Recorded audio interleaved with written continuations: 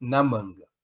Lucas Pereira, que contribuiu aqui, também faz pergunta. Quais forças da NFP, da Nova Frente Popular, são efetivamente contra a guerra da Ucrânia e a OTAN? E o PCF hoje em dia ainda continua comunista e pró-OTAN?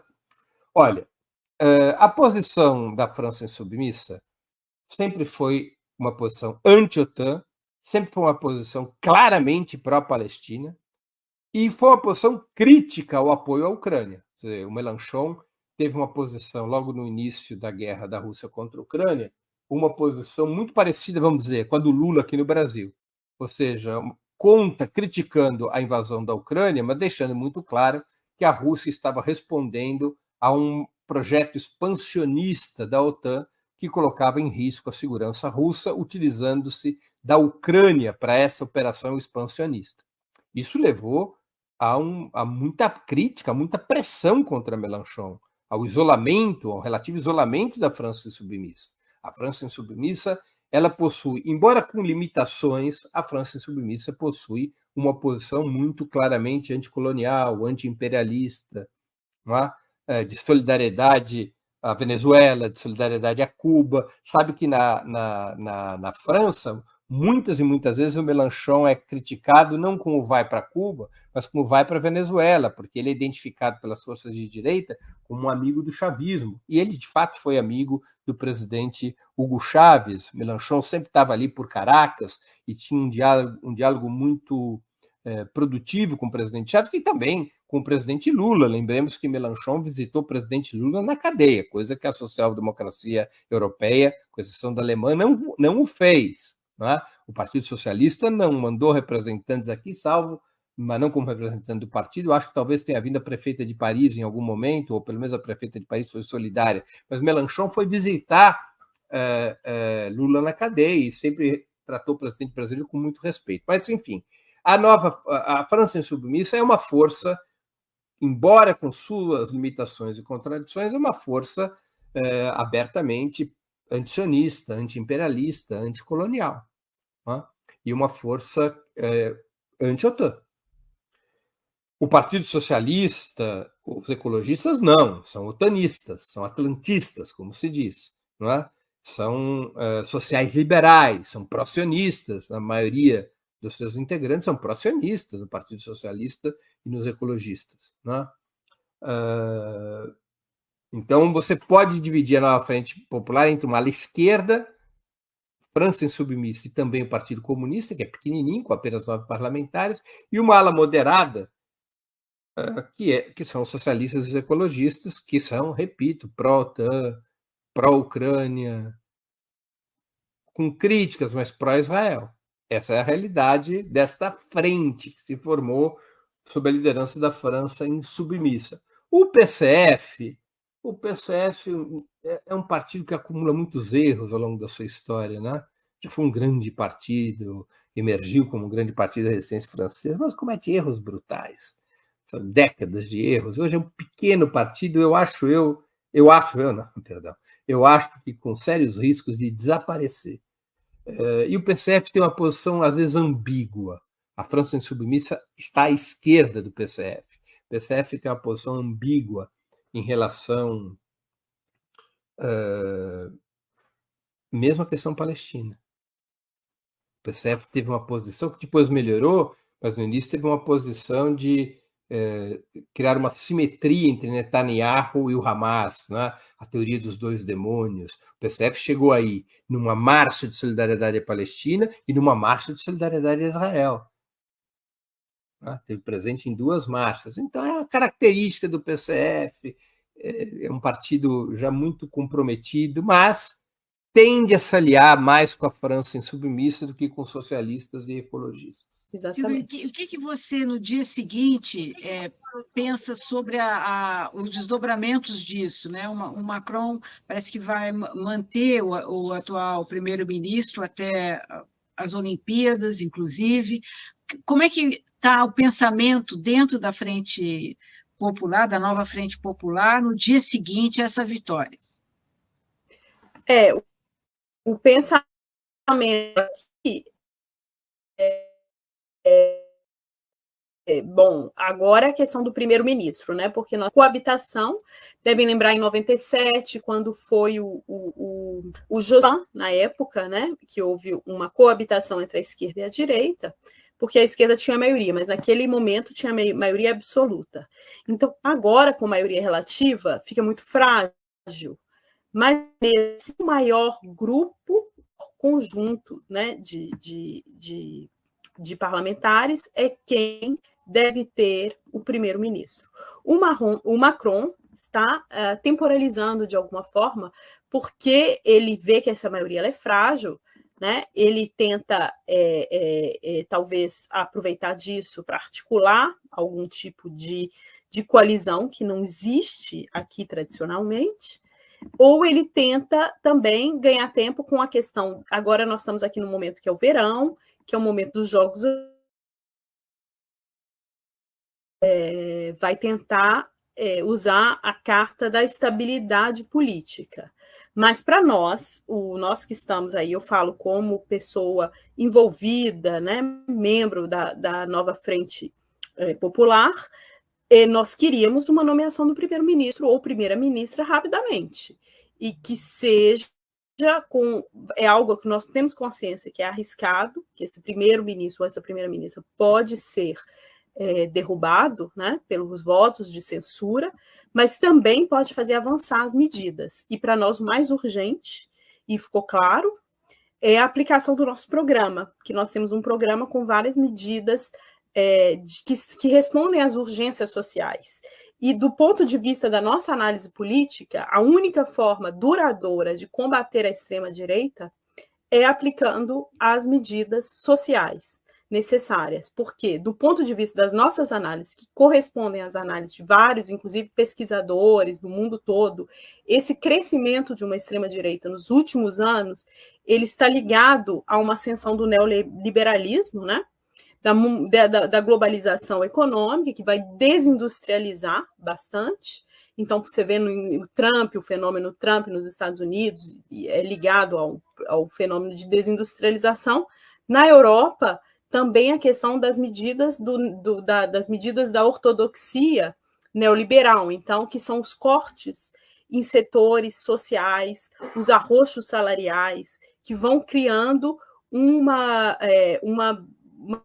decadência social, né, da população, e que fez com que tanto essa descrença no político, que fosse ele de uma esquerda tradicional, PS, que fosse ele de uma direita tradicional, que aplicavam de toda forma medidas de austeridade econômica, e essas medidas empobreciam a população e dificultavam a vida da população. Aí surgem temas como o medo da imigração, o que é muito interessante de ver é que os territórios que votam mais na extrema-direita, na França, são lugares onde não há imigração.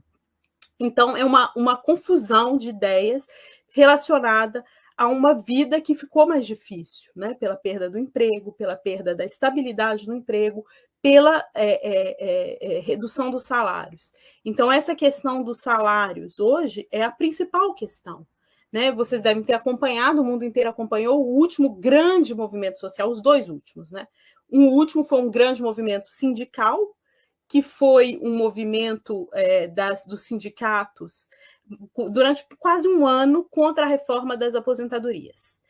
E esse movimento com sindicatos e população, apesar da grande mobilização social, o Macron aprovou a medida das aposentadorias. Isso foi realmente uma queda da popularidade dele enorme, né? Então, nós temos esse movimento sindical. Antes disso, um movimento social grande, que chamavam os coletes amarelos, que devem ter acompanhado, que ia ser ligado ao aumento do custo da gasolina. E aí, quando vários jornalistas, sociólogos vão estudar quais são as reivindicações, nós também, porque nós estávamos nesse movimento, né? O movimento da França Insubmissa estava junto com esse movimento, embora havia um terço de extrema-direita, um terço de pessoas que pregam abstenção e um terço de pessoas ligadas à esquerda, e principalmente ao movimento da França Insubmissa, que diziam que a grande questão era a questão salarial. Como que os salários que as pessoas ganham hoje não conseguiam mais pagar a vida. Então, no dia 15 do mês, no dia 10 do mês, as pessoas já estão no vermelho nas contas. E isso é muito sério aqui na França. Então, para nós, o mais urgente é responder a essas urgências. A questão salarial, a questão da renda, o custo de vida. Então, a primeira medida é o aumento do salário mínimo, né, de 15%. Como tentar indexar os salários na inflação, como os salários são indexados. Tem também um aumento dos funcionários, isso talvez não seja uma das primeiras medidas, né? E congelar os preços dos produtos de primeira necessidade, como a gasolina, como a eletricidade, a alimentação básica, né? E também reduzir os custos que a educação das crianças, mesmo com a escola pública, tinha custos ligados a essa escola pública, então fazer a cantina gratuita, o material escolar gratuito, uma escola 100% gratuita. Então, uma série de medidas de aumento salarial e de redução de custo de vida para melhorar já imediatamente a vida da população, né? Isso tudo sustentado por uma nova tabela de imposto, em que vai ser mais progressivo, com 14 como se faz? Isso, obrigada, faixas. E nessas 14, para ter uma progressividade maior. Então, quem ganha muito, pagar mais, e quem ganha menos, pagar inclusive menos. Então, é um projeto, economicamente, que foi elogiado o último prêmio Nobel da França da Economia, que é Esther Duflo, elogia esse projeto econômico, porque de certa forma, um plano econômico. Tem outras medidas também de natureza keynesiana que retoma a economia através dele. Então, isso também vai fazer ter uma retomada da economia, com a demanda crescendo, com a produção crescendo, e criar com a arrecadação de impostos crescendo. O Estado também volta a investir em setores como construção de escolas, em setores como transportes, infraestrutura, e isso faz com que tenha uma dinâmica econômica nova, tão necessária na França. E uma outra medida, só para terminar sobre esse ponto muito importante também, é a abrogação, né, da reforma das aposentadorias, porque é o desejo dos franceses, né? A aposentadoria aos 64 anos, então retirar, volta para os 62, levando isso numa discussão para trazer a aposentadoria aos 60 anos, que é o nosso projeto. Mas isso precisa ser financiado, então precisa de ter uma discussão. Então, é um projeto muito sério, mas que corresponde a essas urgências. E é isso que nós vamos tentar aplicar. Pouco importa o primeiro-ministro, pouco importa a relação de coabitação, o que importa para nós, e o que já virou, de alguma forma, um lema, assim dizer, é o programa, todo o programa, e nada além do programa, mas todo o programa. Então, a aplicação desse programa, que tem medidas também ecológicas, interromper algumas obras que são antiecológicas, tem várias medidas também de construção, de moradia, e isso tudo vê o que vai ser possível fazer no tempo que nós tivermos, né? Porque nós sabemos que essa nova Assembleia ela pode durar 3 anos ou pode durar só 1 ano, porque pode ter outra destituição daqui a 1 ano, mas não antes de 1 ano. Então, durante 1 ano vai ser preciso impor, avançar e trazer isso. E, inclusive, essa frente de esquerda, que é uma coalizão de vários partidos de esquerda, do movimento social, dos sindicatos, da sociedade civil, então uma consciência também que talvez seja preciso mobilizar. Então, para ter um aumento salarial de várias categorias, não será possível fazer por decreto, mas então a sociedade, os sindicatos vão ter que começar a mobilizar para exigir que isso seja feito, né? Então, é mais ou menos o que está sendo discutido. Tudo. Genuíno, a impressão que eu tenho é que a direita está tomando uma lavada no mundo inteiro e a esquerda ainda está com medo, Genuíno. Conde, a eleição na França nos dá muitas lições. A primeira lição é que a esquerda foi para a rua. Antes da eleição, estava na rua. A esquerda foi para a rua para se confrontar com a direita, com a extrema-direita. Primeira lição. Segunda lição, a esquerda se uniu. A França Insubmissa, Verdes, PS, PC, fizeram uma nova frente popular, porque tem uma história da frente popular na França, desde o enfrentamento contra o nazismo. E a outra lição é o programa. Eles elaboraram um programa defendendo o salário mínimo, rever as aposentadorias para melhor, não é para pior, reconhecimento do Estado palestino e uma política de enfrentamento da hegemonia neoliberal via OTAN, via a União Europeia, via Estados Unidos. Portanto, eu acho que é um fato muito importante. E o último é que a esquerda fez uma aliança definindo claramente o seu perfil. E agora ela vai fazer as alianças pontuais. Isso é da política. Primeiro marcou território. Primeiro definiu qual é o lado.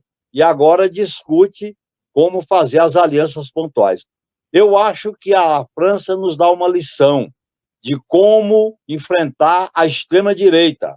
Se a França tivesse unido com a direita para enfrentar a extrema-direita no primeiro turno, no segundo turno ela tinha perdido, pode ter certeza. Quer dizer, a esquerda se uniu e ficou em primeiro lugar. Agora ela compõe o governo com alianças pontuais.